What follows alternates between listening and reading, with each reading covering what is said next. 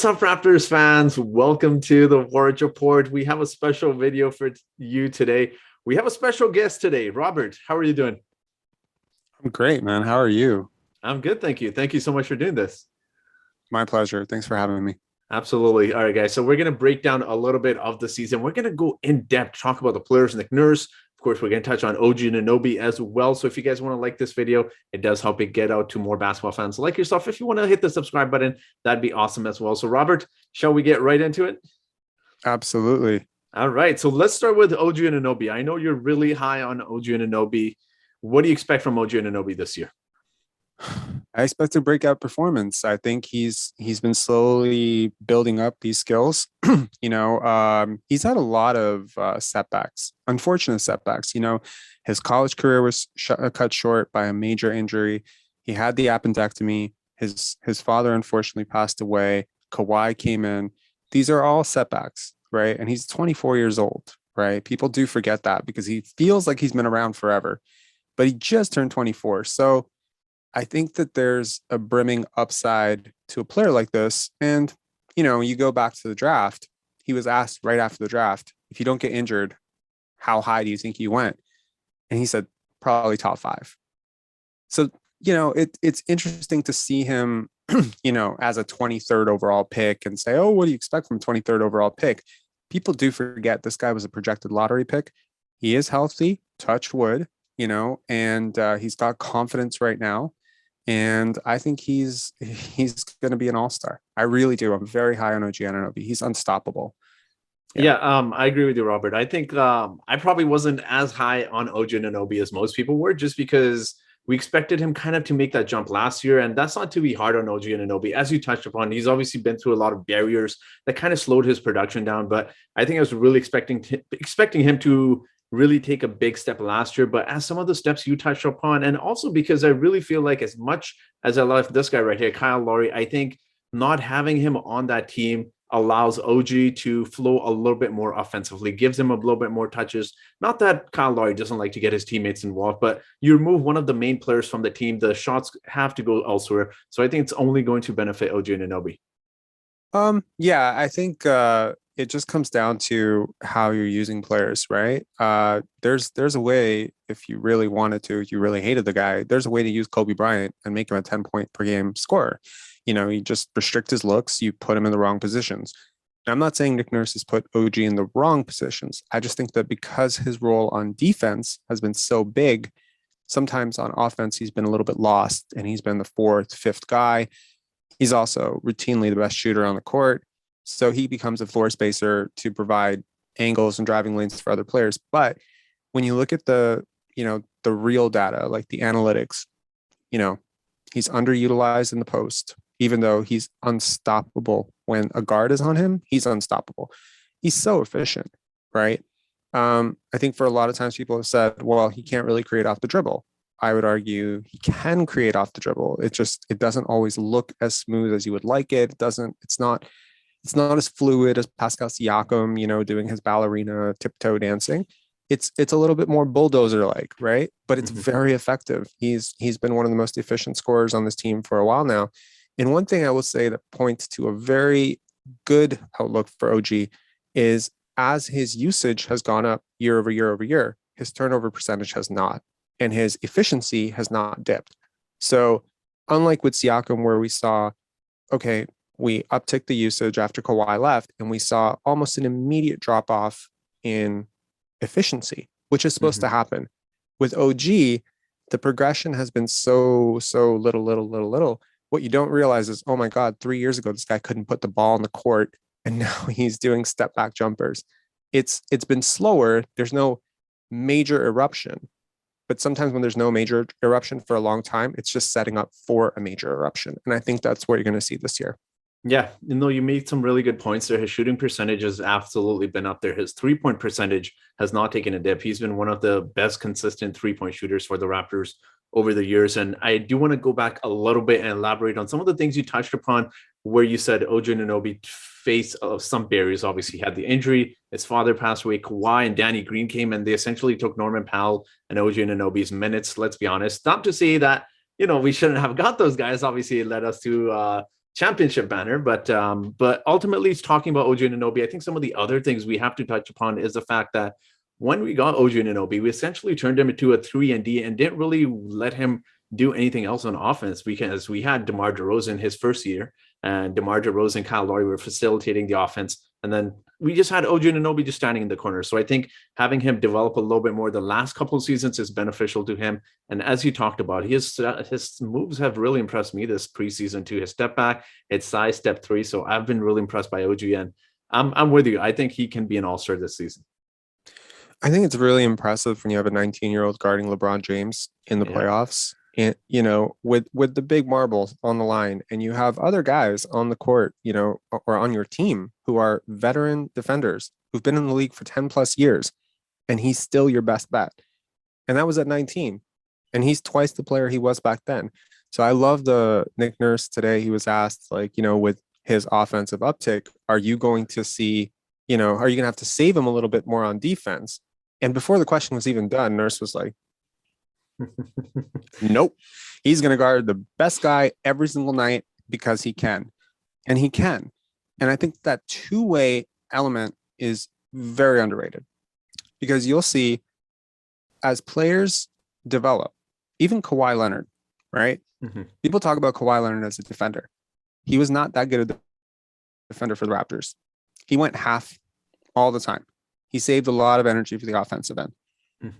So when you consider that, you have to ask yourself, like, is this guy, is there a player like this who goes all out defensively, covers the best guy, and then is an efficient 20 plus point per game scorer?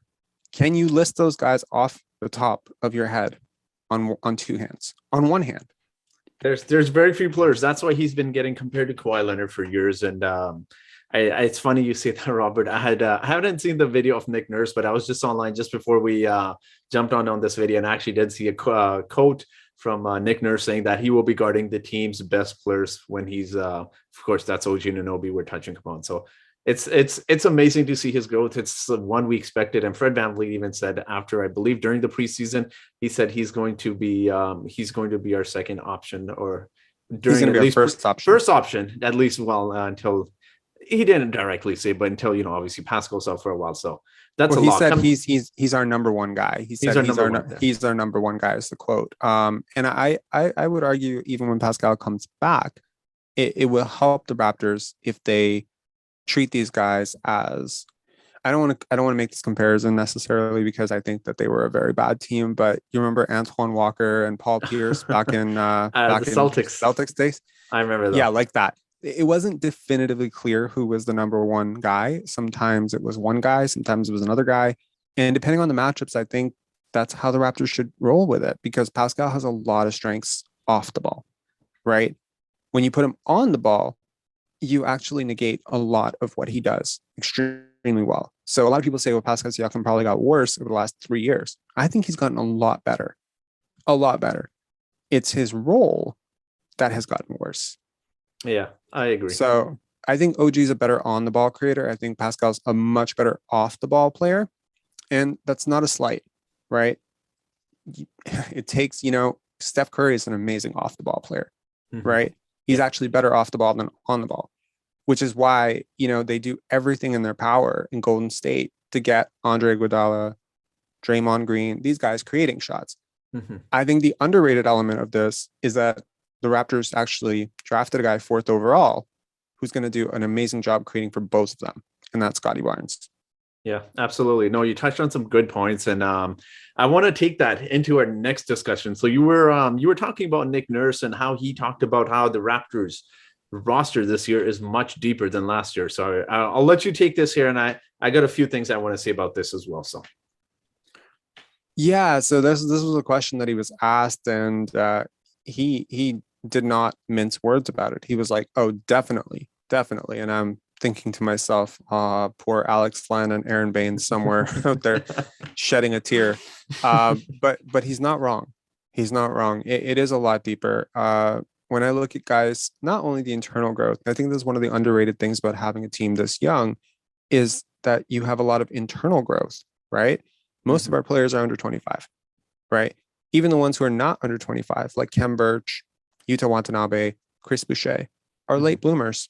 The only player that you could say definitively will probably get worse from last year, and even that is debatable, is Goran Dragic. Every other player is very much on the upswing, right? So you compound the internal growth, then you trim the fat. Stanley Johnson, DeAndre Bembry, guys like this, Aaron Baines, like that. And then you replace them with players who actually fit your system a little bit better.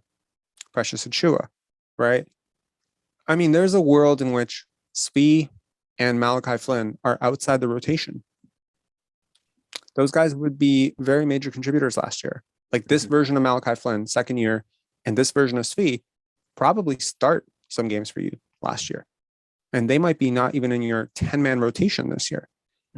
I think that's a major uptick.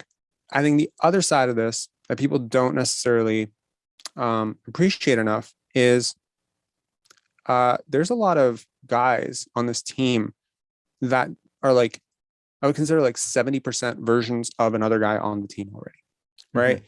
So a guy like Yuta Watanabe, right, may not be immediately obvious, but defensively and offensively, I think if you plugged him in for someone like Pascal Siakam, right, he gives you a lot of the same stuff. Same size, roughly, runs the court, operates in some of the same places, shoots roughly the same. That sort of, to me at least, means that if you lose a guy like OG or Fred or, you know, or Pascal, those are your three main guys. And any one of those guys lost, you can still weather that. Whereas most teams on the East, you look at it top to bottom. If the Sixers lose Joel Embiid, then they're toast. Like it's a completely different team. You're telling me Andre Drummond isn't going to replace? No, I'm just kidding. Of course not. No, Andre Drummond, statistically he might, but rebounds wise he might. Yeah, rebounds are so overrated. I think that's one of the things that Nick Nurse talks about a lot, and I really appreciate that the Raptors have a coach who teaches.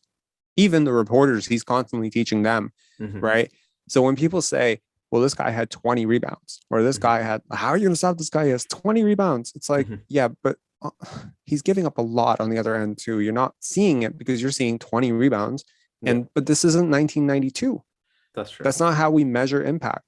You know, there's a way that a guy who got 5 rebounds had a much, much better game than a guy who had 25 rebounds. It's just, you know, it depends on how they're playing. So yeah, I don't see a lot of empty calorie guys on the Raptors. I see a lot of guys who sort of play the right way and play to win, you know? And yeah, so I look at, you know, even a team like Boston, right? If they lose Tatum or Brown for a month, who's stepping up in that role? Dennis Schroeder? It's just completely different. They don't have anyone on the chart that can replicate that. But we have so many of these interplacement players like sort of Goran and Fred, Malachi. Like they're kind of the same type of player, you know? A 1-2 3-point shooting. Svi and Gary Trent, very similar players, right? So they talk about this a lot.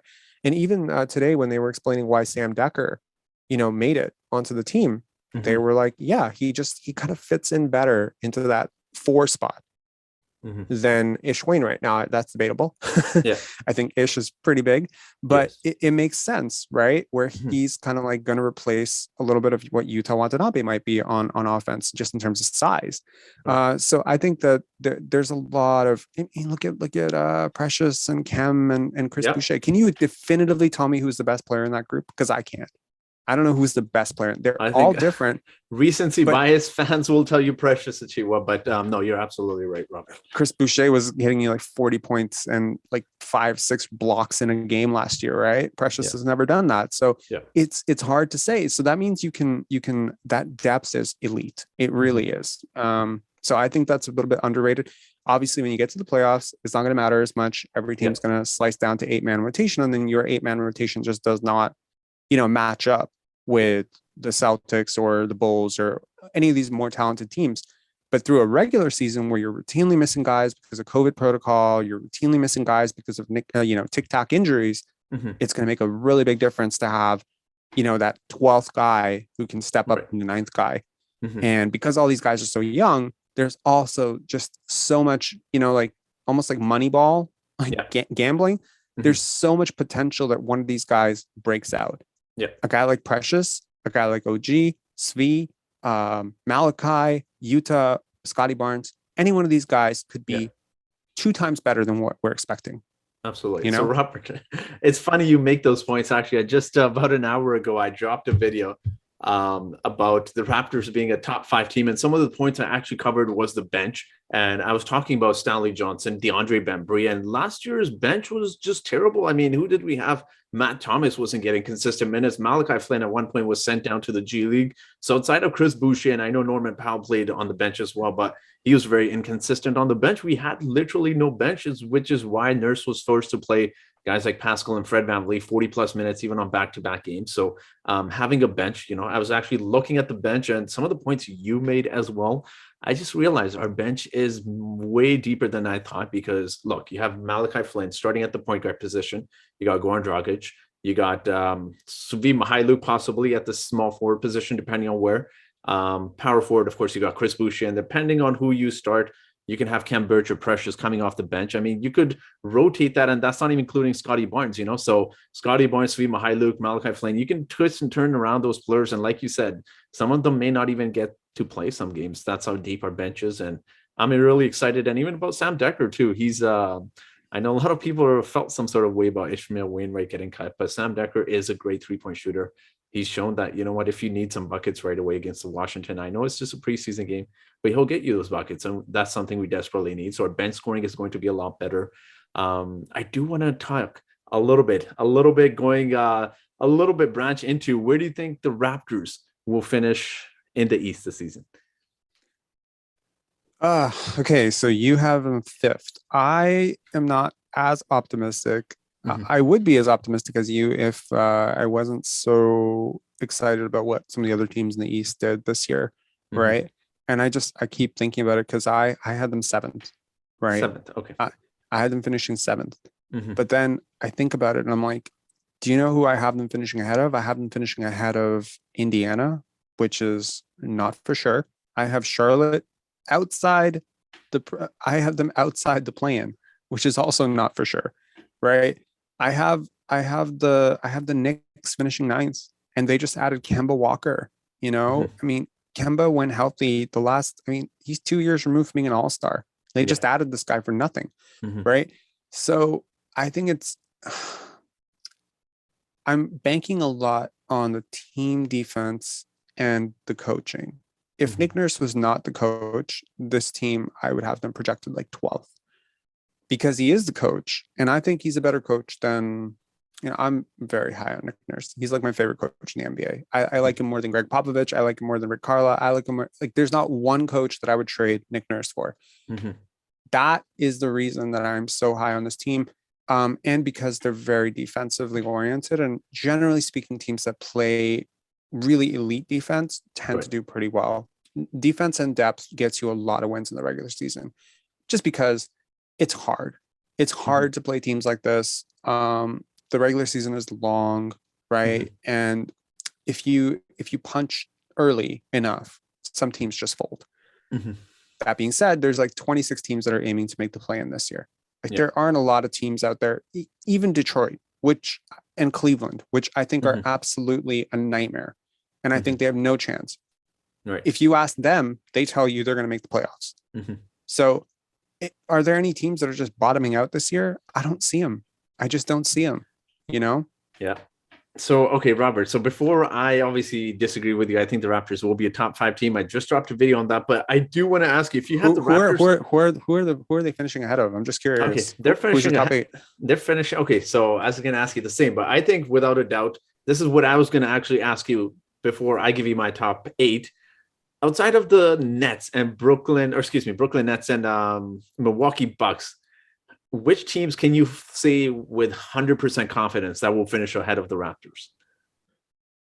100% confidence. Yeah. The Sixers. Um, okay, I don't want to say 100% confidence, but I'm fairly confident. It depends on what happens with Ben Simmons thing. Miami. I think it's fairly fair to say that. Boston. I think Jason Tatum and Jalen Brown are really special, right? I've been following them all off season, and they both look like they're ready to take a step up from where they were. And I Mhm, think Dennis Schroeder's on a proven contract. He's a really good player. mhm, People dog him, but he was like they were offering him that much money for a reason. He's a mhm. good player. Okay. Um, who else? Miami? Did I say Miami? Yeah. Chicago Bulls. Right. Uh, wait and see. I would wait and see. I had them finishing eighth, Mhm. but I could be very wrong. I could be very wrong. DeMar, all these guys, they have a chip on their shoulders. Zach Levine, Yeah. typically guys who play with the Olympic team, the national team, they take a big step up the next year. We saw it with Bosch. I think Zach Levine could take a huge step up, and he's already a really good player. Mhm. I don't like him, Yes. but he's a Yeah. really good player. Yeah. So there's a lot of teams, ahead. I'm forgetting Atlanta. somebody, Atlanta Hawks. and I have the Atlanta Hawks finishing third. Mhm. I I think do Trey too. Young is virtually unstoppable. So, Yeah. as you can see, like there's a lot of teams. So for you to have them finishing fifth, all the teams that I just listed, you just So have one of them finishing ahead of the Raptors. I actually do. Yeah. So I'm gonna debate you on this because look, you got the Nets, Milwaukee Bucks. You can interchange on 1 and 2, whatever. And then you have the Atlanta Hawks, who I am actually really high on as well. I think they'll finish third. Fourth is debatable. I think I'm gonna go with Miami on this one. I actually am not very big on the 76ers. Obviously, Joel Embiid. We know his health issues have been a big concern since forever. Since he was actually, that's why he wasn't drafted number 1 or number 2 because of his health issues, even before he got drafted. So Joel Embiid, the Mhm. question marks surrounding Ben Simmons, there's just way too many question marks. Although I am very high on Tyrese Maxey. For those who watch my video, they know I absolutely love the guy. He's a bucket getter. So I think he'll be big for the 76ers. But there's just too many question marks. Injuries, Ben Simmons. I don't see them finishing ahead of the Raptors. I don't see any other team actually finishing ahead of the Raptors, not the Bulls, not the Knicks, not the Philadelphia 76ers. So I think the Raptors finish fifth, depending with Miami, going maybe in a little bit too brave here with my bold statement, but maybe even ahead of Miami because Miami, we know Kyle Lowry has had injury issues forever now. Every season he misses, I think it's around 15 to 20 games. Jimmy Butler, last couple of seasons, I've been keeping an eye on him as well. He's missed around similar games, around 12 to 17 games every season. So, I mean, outside of those two guys, you're virtually expecting Bam Adebayo. And then, of course, they have Victor Oladipo, who's had a ton of injury issues as well. So you're They're banking on not the, counting on him. They're they're not not counting counting. on him Yeah, very much. But Tyler Hero was the leading scorer in the preseason. He's I ready to take a know. huge step up. I Duncan's awesome, right? but Let me ask you a question. Would Bam Adebayo start on this team? absolutely, absolutely. Would Kyle Lowry start on this team? Yeah, absolutely. Would Jimmy Butler start on this team? Yes, he would. Okay. Would Duncan Robinson start on this team? No, no, he would not. No, he would I not. I, disagree. I disagree I'd take 100%. He would start at the 2. He would start over you would Gary start Trent. him over Gary Trent Jr. 100,000%. He just Uh, got 9. Dude, they were both. Consider this. They both play the same position. They're both wings, right? mhm. Duncan just signed 4 years, 90 million, right? That's true. That's true. Right. And he's a better defender and he's a much better shooter. So yes, I would. And You're, and in fairness, like I mean, come on. And Tyler Hero would probably start on this team as well, to be honest with you. no. You Dude, are not taking him over Gary Trent Jr. or anyone else. I don't think so. you don't think Tyler Hero would start over Gary Trent? Let us know in the comments below if you think that's Yeah. true. Dude, I know everyone hates the guy right now, but he's literally going to be if OG does not win the most improved player, Tyler Hero is going to win the most improved. Look, No. I don't even like him. I don't like him at all, but he's a bucket. 25 points per game in the preseason. If Gary Trent had scored 25 points per game in the preseason, and by the way, Gary Trent's not even going to start on this team. And by the way, Tyler Hero played ahead of Goran Dragic in their rotation last year, and Goran Dragic is playing ahead of Gary Trent in our rotation. But So, I'll right, let you finish. Go ahead, Robert. I my got some points there. my point is, we are starting 2 players that did not start for them last year. Okay, Precious Achua didn't even play for them after Dwayne Dedman. Mhm. Now, I'm not saying that's right, and I'm not saying Precious Achua is a lot better than that. I am saying, however, that their top 3 players are just a lot better than our top 3 players. And even though I'm really high on OG, and then the point that you made about all the injuries, right? Mhm. Okay. Well, in fairness, all of those teams that you mentioned are starting the season healthy, right? Mm-hmm. We are starting the season automatically losing a month of Pascal, coming off. Actually, Robert, Right. hold on. Let me just say they Yeah. were saying Pascal Siakam is expected to miss 2 to 3 weeks. He's already started, so season starts in a couple days, so he's gonna I miss mean, yeah, depending on his rebound. But yeah, but he's missed his preseason. He's missed, I mean, that's he's been true. doing he's been doing drills, whatever. But in fairness, it usually NBA speed is different. So he even if he comes back in 3 weeks, he'll take Mhm. another week to 2 weeks to just catch up, right? Right. And so we're missing, we were missing Ken Burch for a bit, but now we're going to be missing Chris Boucher, right? At least for That's 4 weeks, 5 weeks, right? And he's a really big part of what we do.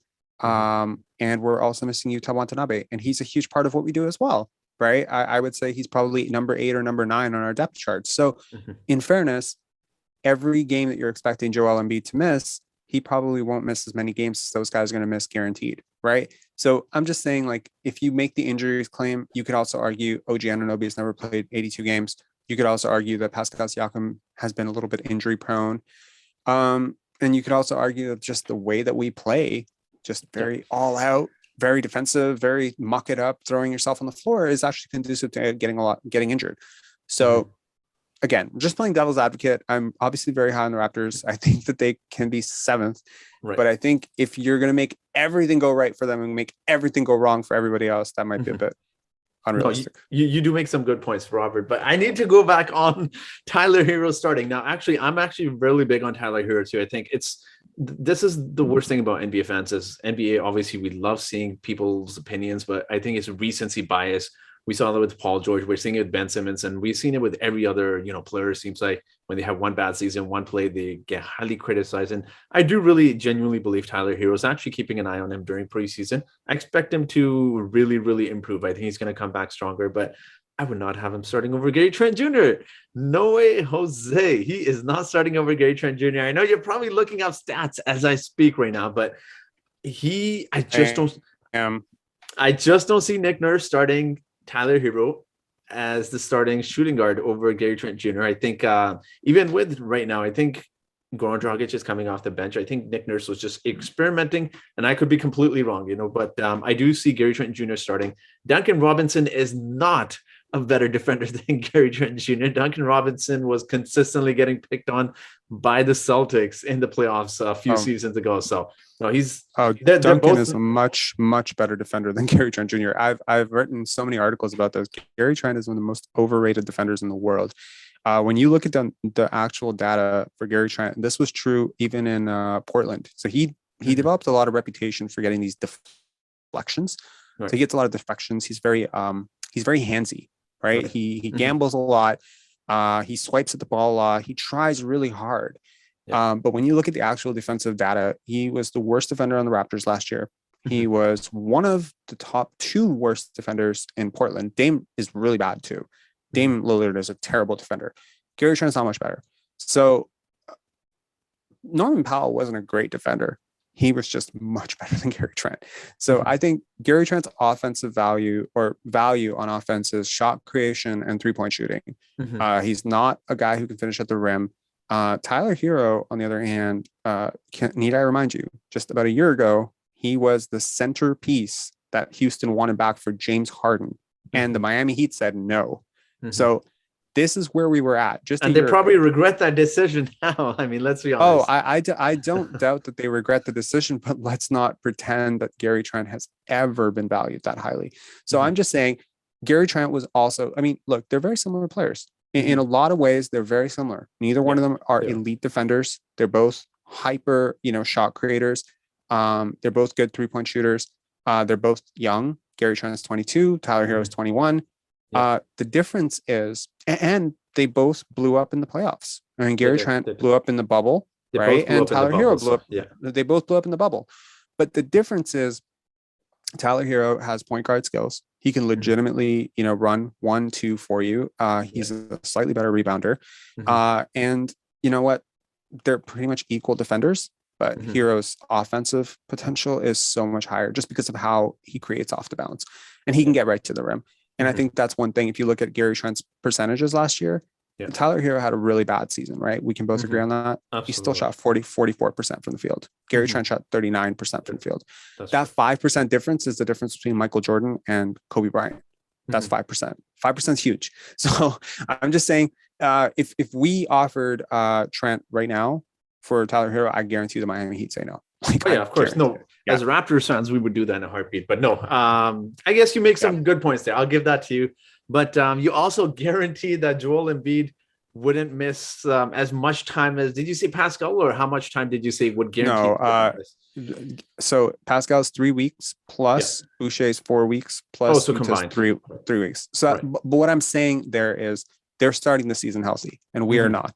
That's So true. whatever you're projecting him to miss, Actually, and he Tobias will Harris miss is time. injured. Tobias Harris is injured. I tried to take him in my Yahoo Fantasy yesterday, but it was Okay. showing him as injury. So Yeah. And I mean, look, I mean, the Sixers depends on how Ben Simmons has come into this, right? If he's come into this with, I'm gonna just pay James these guys Harden back. attitude, yeah. Yeah, I'm just not going to play well, so they're going to have to trade me. Well, then, yeah, it's going to tank their value. But Right. Ben Simmons is not James Harden. Ben Simmons, even when he's not trying, is one of the best defenders in the NBA. And he's not a shooter. So what's he going to do? Not pass? That's literally all he does on offense anyway. So Right. it's really hard to imagine him, because they just don't count on him the way that we counted on Vince back in the day or whatever. So these guys start to like openly dog it. It's a little bit different.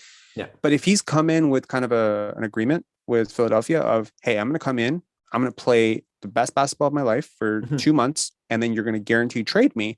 Yeah. Then I think you have to consider the fact that Joel Embiid and Tobias Harris are going to get the best version of Ben Simmons for 2 months. And then they're going to get whatever that's worth in the open market, which might be 2 starters, right? We don't know. So again, his value is bad right now, right? We've seen some of the offers that the Kings have offered, Buddy Hield, Marvin Bagley, etc. We've seen the offers of CJ McCollum, but I mean, CJ McCollum's a damn good player. Was that offer actually true though? I saw those offers too, but were they rumored or were they actually confirmed? Because I as much as I like Ben Simmons defensively, don't get me wrong, I just think I don't know how him and Damian would fit together. So I think Dame needs a guy like Ben, because it's the same reason that Steph needed a guy like Draymond, right? Now, I don't think Steph is anywhere near as bad a defender as Dame Lillard is. It's like Dame Lillard, Steph Curry, Trae Young, like 3 of the worst point guard defenders, but Curry's a step up. I just don't. I think Ben Simmons solves so many problems for Portland. They've tried with Robert Covington. They've just never put a really great defensive team around him. And then to make it worse, they actually put him in the backcourt with another guy who's not that great defensively in CJ McCollum. And now they have an undersized small forward in Norman Powell, who's also not a great defender. Yeah. This is just not a recipe to win in the playoffs or in the regular season. It's just bad team construction. So don't get me wrong. I think Dame Lillard is a top 10 player in spite of the fact that he doesn't play defense. So he's godlike offensively. But I think Ben Simmons would absolutely solve like all the problems if he buys in. I mean, and if he goes and sulks because it's not LA and it's not Hollywood, then okay, not great. But I think he solves so many problems, and I think he's so underrated defensively. I spent like all summer just watching what he does defensively. And it's incredible. He covers 1 through 5. And I think the other part is, by playing with someone like Dame Lillard, it takes the ball out of his hands and it allows him to play what his natural position is, which is 5. He plays 5, and he can actually play 5 really well. So he's got super strength, great quickness, switch everything. He's a nightmare. So I think he just needs a new system. Right. Yeah. Okay, Robert, I want to touch upon this because you talked about comparing Ben Simmons and Damian Lillard to how Steph Curry and Draymond is. But one thing we have to remember is Steph Curry also has a Klay Thompson. So come playoff time, you're going to have that same issue. I'm not saying same issue as he has with 76ers right now, but teams are going to double team Damian Lillard and Ben Simmons isn't going to shoot. What happens then? No, that's a fair point. And I'm not suggesting that Damian Lillard and Ben Simmons is going to be a 73 win team. Okay. That 73 wins, that's Klay Thompson, right? That's the difference between 55 and 73 is basically Klay Thompson and Andre Iguodala and Andrew Bogut and Sean Livingston and all the elite help around that. But I think that the Draymond, Steph, what Draymond does for Steph and Clay defensively is so underrated. The center position and the power forward positions are like quarterbacks on defense, right? So depending on how those guys are, it allows guards to do things that they wouldn't be able to do if they didn't have that guy. And I think, we've seen it in the past with guys like OG and Danny Green and Kawhi Leonard, and everyone gives them all the credit. They're so great. They're so great. But you're forgetting when you take Marc Gasol and Serge Ibaka out you put Aaron Baines in, those defenders aren't the same defenders anymore. Right. That's true. So you have to consider that. And I think even though Ben Simmons is not necessarily the greatest rim protector, rim protection is secondary to coverage protection on switches. And I think just having that luxury of knowing that teams can't pick on, someone like Damian Lillard in that pick and roll constantly, which they do, right? They hunt him off a pick and roll and they put like a slower defender on him. So I think even if Ben Simmons is your 4 and, a healthy Nurkic is your 5, I think that's a vastly better team than what they have right now. So I kind of hope he goes to Sacramento personally. I want him out of Philadelphia, to be honest. I know a lot of people have been hating on Ben Simmons, and he should have made that shot that could have changed the series, but it was a good pass. It was a good pass. You don't publicly criticize your player in the media. They could take a lesson from the Raptors. I know they were asked a question, but you could always, as professionals, you could always dodge the question, or you can just do the old Russell Westbrook next question, right? So all right, let's talk about some Raptors players. You are big on OG Anunoby. What other players are you looking most forward to seeing this season? Scottie Barnes. I can't even hide my smile when I talk about Scottie Barnes. I was on a show like 2 months before the draft, a month and a half before the draft, and I had Scottie Barnes as our pick, and people were like, "Jalen Suggs, come on." I've been so high on Scottie Barnes, like literally. I'm not kidding. You play NBA 2K?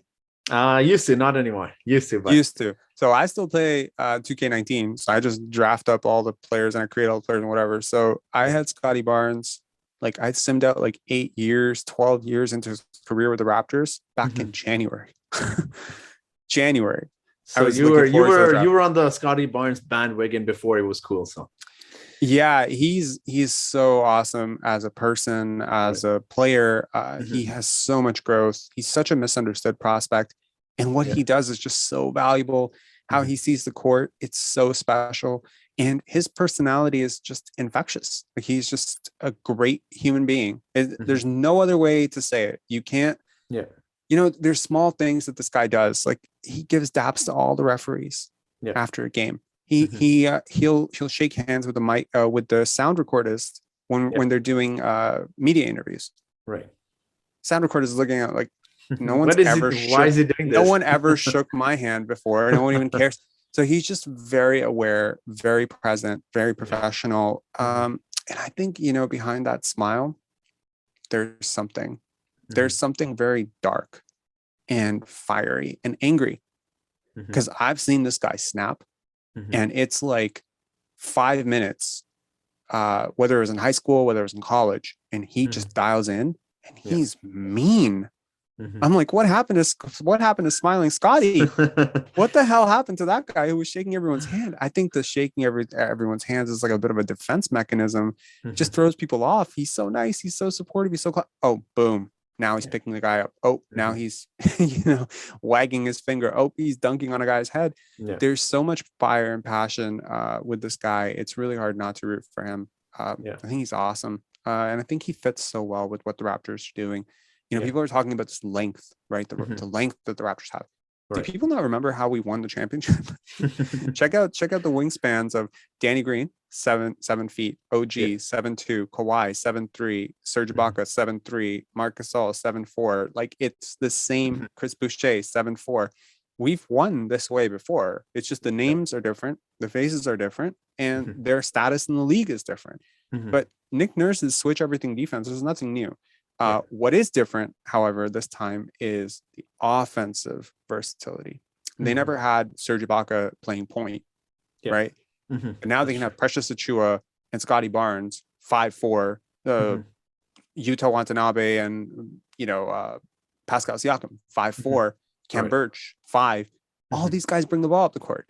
Yeah, So that's true. that's special. But yeah, I think Scottie just perfectly fits into that. And if he does go back to the bench, Mhm. I think he's your backup 1, he's your backup 2, he's your backup 3, your You 4, can play him and at your any 5. position, so absolutely. Every single position. And he would be a positive on Mhm. both ends because he plays the right way. He plays hard. And he's so smart. Like he's Yeah. so smart. I said he was the best passer. Like literally when we drafted him, I Mhm. looked over at my girlfriend and I was like, the Raptors, he's gonna be the best passer on the Raptors Yeah. tomorrow. He is So, that gifted. so you're putting him ahead of every single Raptor right now. In Is that terms what of you're saying? passing, 100%. There's no other player on this team that has this type of core vision. And I will concede to the fact that Goran Dragic is a ex All-Star, Mhm. that Fred VanVleet may be a future All-Star, Yeah. but Scottie Barnes has played basketball longer than Pascal Siakam. Mhm. Even though he's 20, he's been playing basketball since he was like in grade 3, Yeah. grade 2, grade 3. I think I remember in that. So he's been playing point his whole life, and Mhm. he's special. Like he was special in grade 8 as a point Mhm. guard, Right. as a point guard prospect.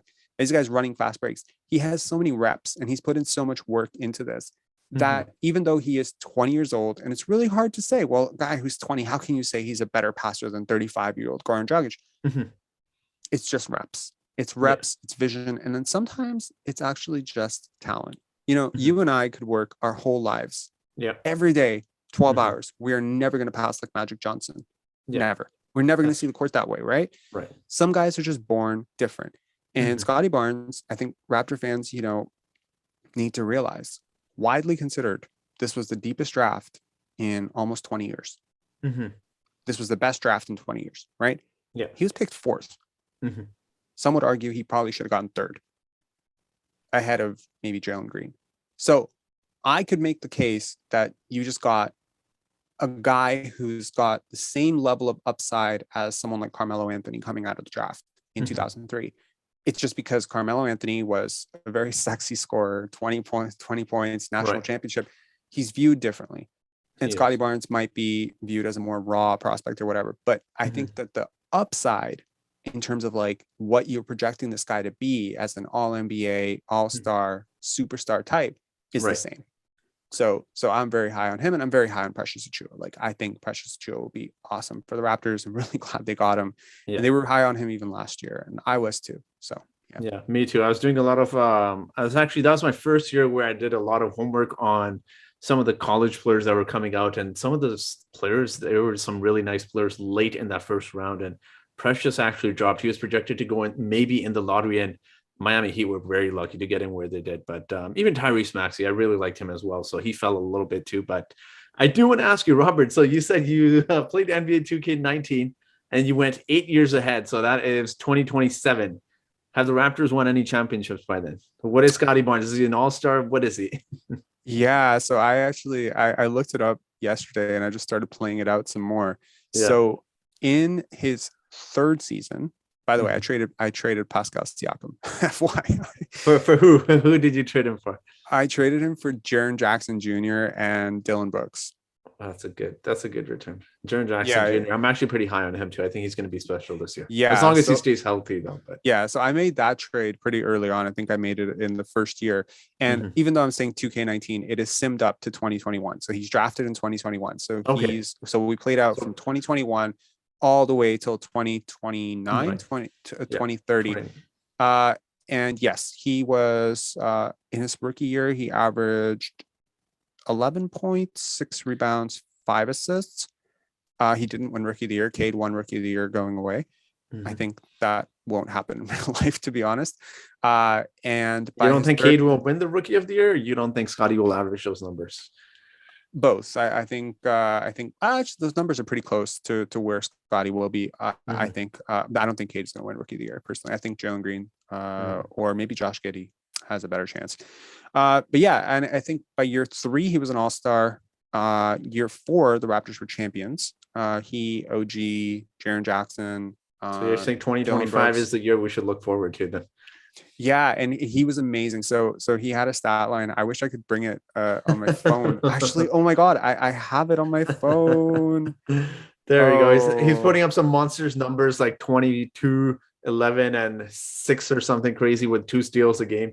Oh, dude, you have no idea. Hold on. I definitely took a picture of this because I was like, I got to remember this for the rest of my life. Oh my gosh, where is it? You should be Robert. You should be one of those people that calls it on Twitter. Raptors champions in 2025 defeats whatever team. Just so remember that. Okay, I can't find it, but I try. I think I took a video of it actually. But anyways, I think it was a ridiculous line. It was 32 points, Yeah.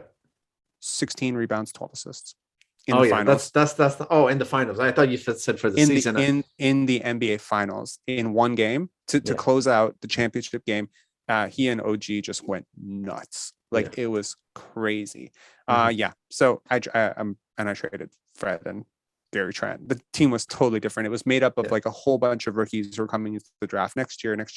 I Yeah. love like projecting forward. I think it's super cool. And Yeah. like there's a few players in Raptors history where I kind of felt that they were going to be Raptors like a year before. Mhm. DeMar, I Yeah. felt he was going to be a Raptor a year before.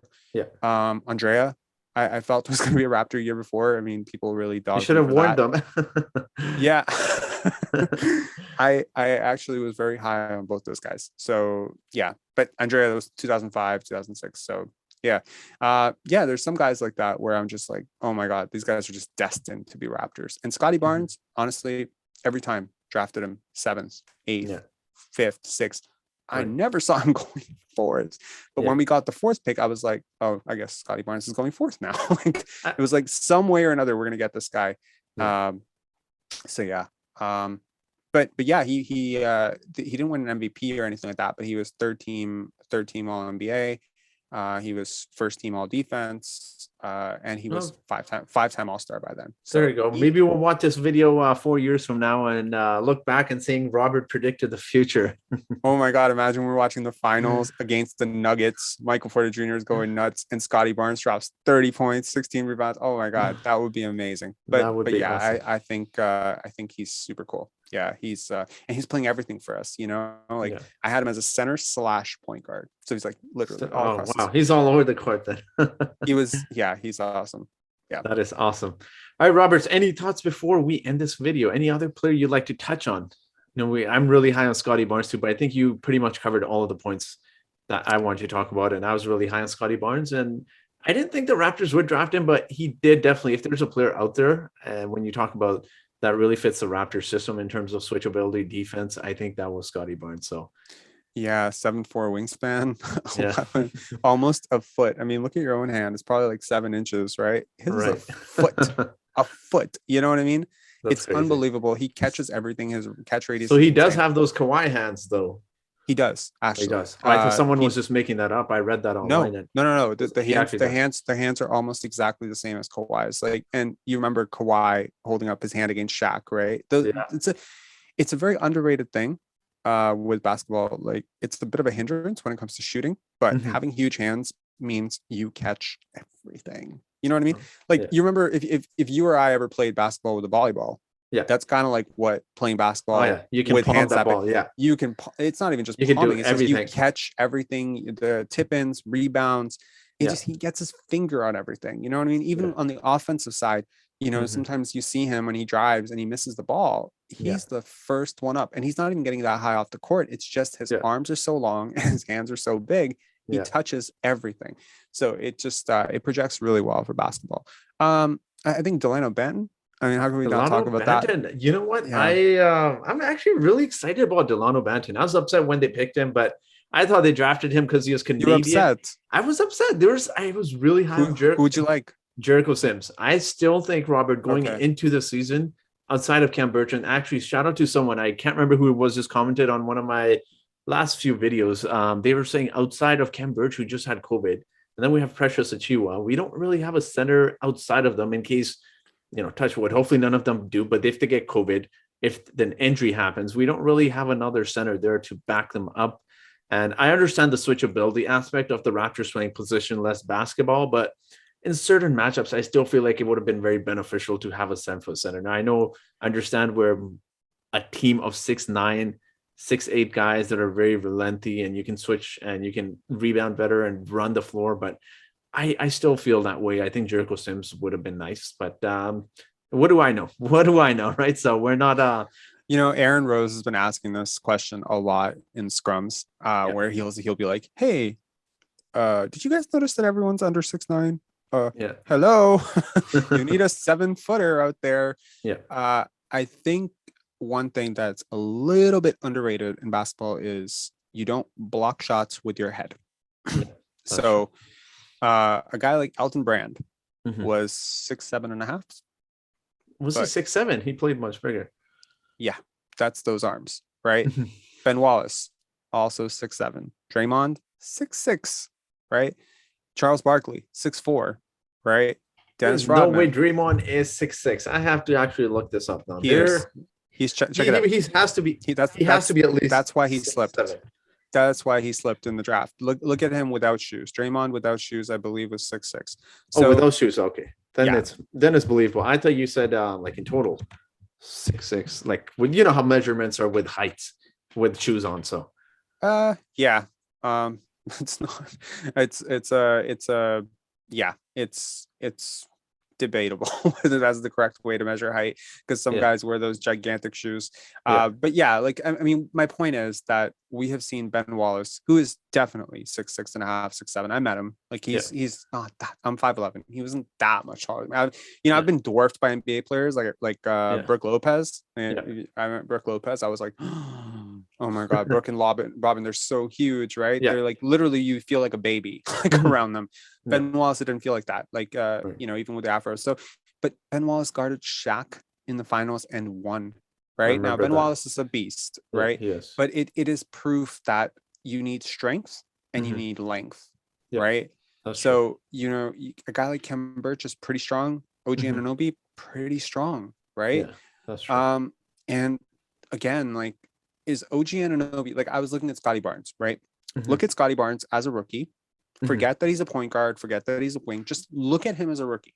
Yeah, Now stand him next to Dwight Howard as a rookie. yeah. Who's bigger? Almost exactly the same height, Yeah. almost exactly the same length. Hmm. Scottie Barnes measured 7'4" wingspan. Dwight Howard was, I think, 7'4.5". Almost the same height. And Dwight Howard was 6'9", 6'10". Hmm. Scottie's 6'8", 6'9". Almost the same build, right? But one of Hmm. them is a wing slash point guard. Hmm. But Scotty's probably going to play a lot of center, right? Small ball center. He could be that Draymond in your death lineup, as much as I like to shy away from that. Hmm. So I think that people aren't giving enough credit. Yeah, I would be really worried if we were putting Chris Boucher out there. Hmm. But Kem Birch, Utah, Pascal, OG, there aren't a lot of centers out there that can kill you. The Hmm. other part that I would say to this is, if the other team, so I was debating with someone in one of those Raptor groups that we're a part of, and they Yeah. started talking about, like, oh my God, what if Daniel Gafford scores like 25 points and grabs 25 rebounds and does his, Wilt Chamberlain impression? And Yeah. I'm like, dude, if he does that, you just kiss the ground and say, thank you. Thank you for not passing the ball to Bradley Beal. Because Hmm. I think this is one of the things that we need to think about as Raptor fans, because I would love for us to become smarter as a fan base. Hmm. Points per possession, pace. These are the things we need to think about. When we're talking about raw numbers like 25 rebounds, this guy had 25 points. It's like, yeah, but what happened in the game that Hmm. resulted in the 25 and 25 that you're talking about? Yeah. Because Daniel Gafford at his best will never score as efficiently as Bradley Beal. Hmm. Just not going to happen. Doesn't shoot threes, not nearly as much. And so specifically, Daniel Gafford in the post, Hmm. right, is never Yeah. going to hurt you that much. If he scores 1.2 points per possession, Hmm. that's still less than Bradley Beal is going to do on an average night. So, and also it's sort of underrated, but when you force a guy who's not used to being the guy to be the guy, Hmm. it's long term. It just doesn't work for your team. Throws your whole team off. Hmm. So, it's going to be a big problem against Jokic. It's going to probably be a really big problem against Embiid. But that's because those guys are offensive hubs. Like, they Hmm. can actually create offense. Yeah. But am I worried about Enes Kanter having 20 points and 20 rebounds? Am I worried about Yusuf Nurkic? Am I worried about Daniel Gafford? Hell no. Brooke Lopez? Hell, Brooke Lopez, happily, do what you got to do. But on the other end, I will say, some of these stretch fives, Aaron Baines couldn't guard him last year. He just couldn't. He was always too low, and they were killing us from three. So I give 3 points or I give free throws? Do I give 3 points or I give a layup? Right? Mhm. It's just common sense, right? And I think that the switchability element of it means that the rest of the team doesn't get going. So having a guy like Precious, yes, Precious Achua was a small forward coming out of high school. Going to Memphis, he was rated as a small forward slash power forward. And now Yeah. he's playing center. Yeah. And you might say, well, a guy like that starting is going to hurt you a lot. Mhm. But I'll bet you one thing. He's going to beat the opposing center down the court every single time down. Mhm. He's going to throw their defense off because he can initiate the point. He can start the ball up top. And Yeah. opposing centers are not used to doing that. It's muscle memory. They've done it a million times. They always drop to the paint and then, oh, Precious is open for three, where Mhm. he's probably going to shoot 30%. Right. Yeah. So Mhm. if he's shooting 30% from three and they're shooting 50% at the rim, Mhm. you win that. You Yeah. win that. So it's Mhm. just math. Yeah. Yeah, no, Robert, you do make some good points, but I do believe it is important for certain matchups. Now, again, there's no guarantee just because you have a 7 foot center that he's going to slow down Joel Embiid. I know people have touched upon the fact that we double Joel Embiid anyways. You're not really going to have any 7 foot center in the league, regardless of who you sign, that can guard Joel Embiid 1-on-1. But I do believe come playoff time, and I really hope we don't face the 76ers because that's the last team I'd want to face in the playoffs. I know it sounds a little bit bizarre outside of maybe the top two teams, but in terms of that size against Joel Embiid, I think that's what really worries me in terms of his offense. I know you touched upon like some of He's those. lazy. He's a little bit lazy as a defender. Uh, he is. He's a little bit lazy, and he shoots a ton of jump shots. Like Mhm. Joel is not Shaq. He's not Yeah, Hakeem. no, no, He's not. He's not going to kill you in the post. yeah, Like he'll do his little Dirk fadeaway whatever, and in those situations is where I would say I will really trust the Precious hmm, and the length of Boucher and Kem and the help from Scottie and OG, right? hmm, I was telling my friend the other day, when I watch the Raptors, it's always like the other team is crawling in hmm, mud.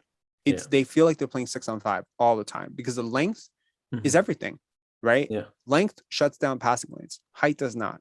hmm, Okay. Length is, when you look at Tim Duncan as a player, he hmm, played like he was 7'5". He really did, but he was 6'11", 6'10".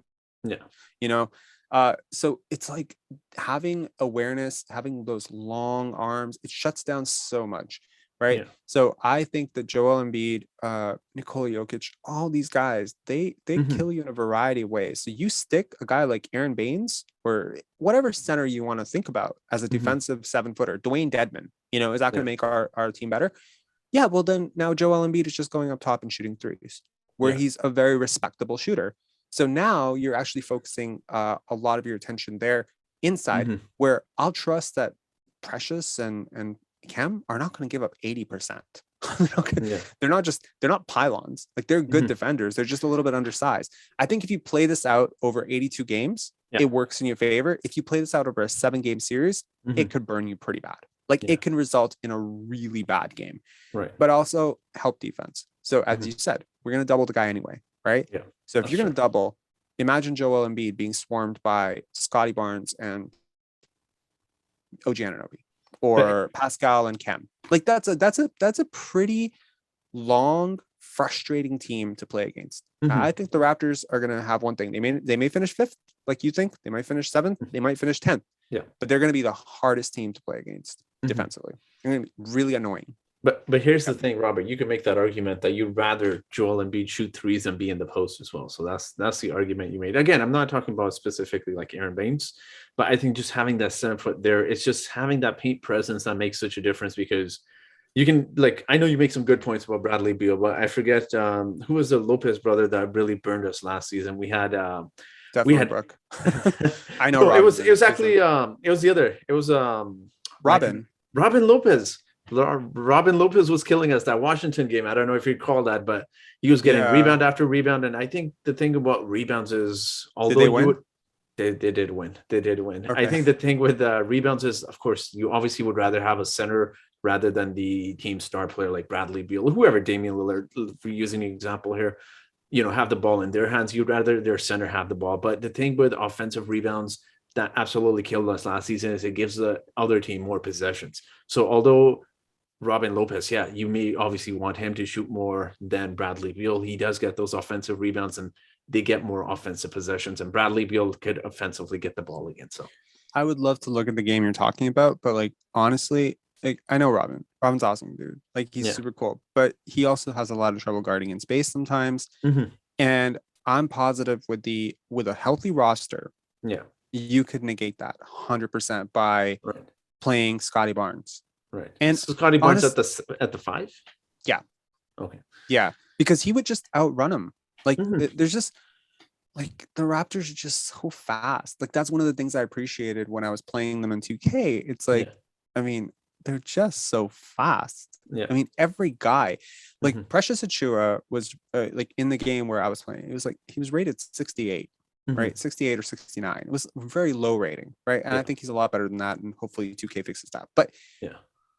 he scored like 25 points off of leak outs because the Yeah. opposing center just always missed Mm-hmm. him because he Yeah. just broke past him. Yeah. And again, it's like it's not rocket science. At the end of the Mm-hmm. day, basketball is just gravity. It's Mm-hmm. just about gravity. That's why Steph Curry is so hard to guard because you have to guard him 45 feet. Like it's Yeah. impossible to guard this guy.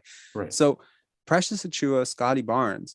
I mean, Mm-hmm. yeah, you can make the case. Joel Embiid is going to have he's going to have his day with them in the post, Yeah. but they're going to have their way with him in transition.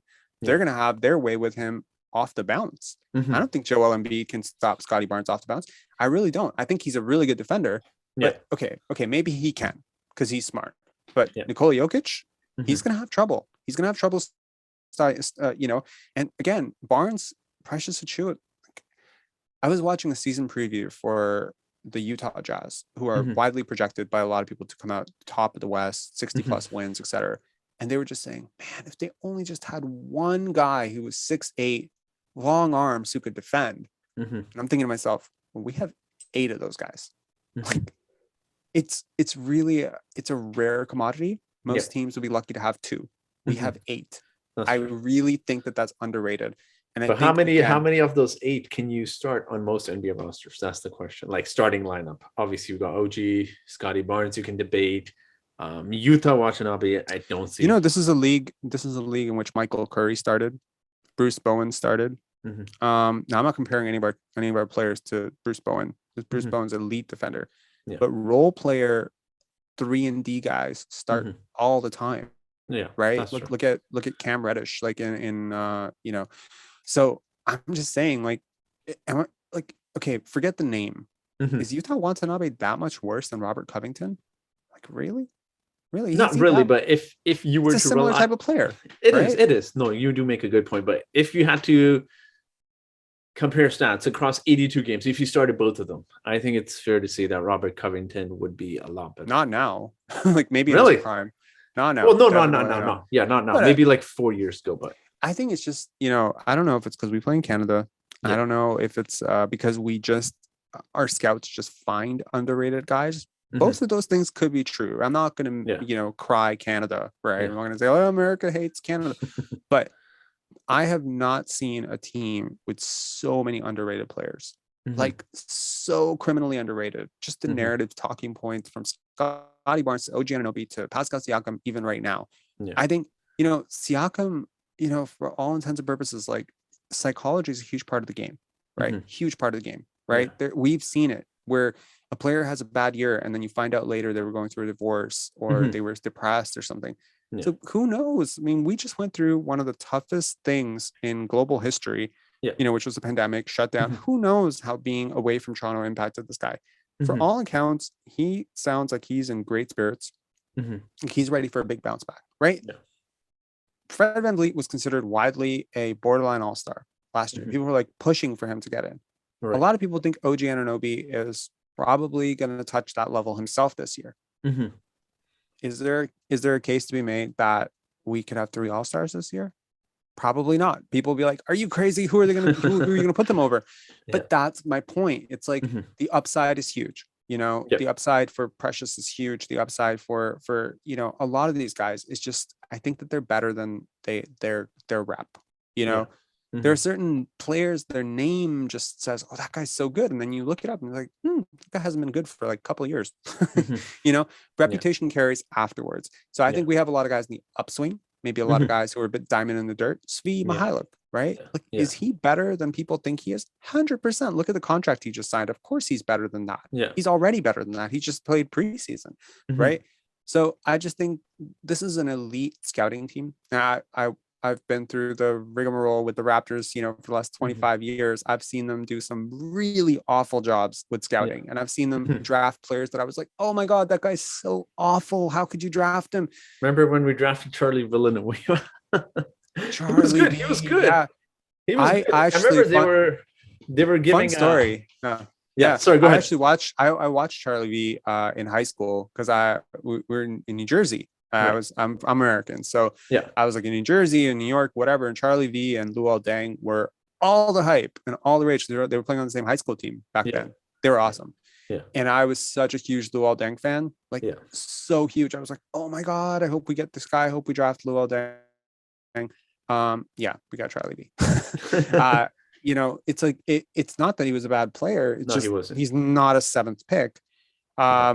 Terrence Ross wasn't an eighth pick to me. You know, Hoffa wasn't, you know, where he should have gone. Like, there's so many guys. Like, But it's not with just the this, draft. It's with free agency as well. It's with yeah. trades. They just make so many dumb moves that to have a front office that really is on the cusp and Mhm. understands the modern NBA. Yeah. Like, that's the reason they don't have a 7-footer on this team. Mhm. Not because they absolutely hate, you know, defense. They Mhm. love defense. It's Yeah. just that to have that guy is such a compromise to what they're trying to do, Mhm. right?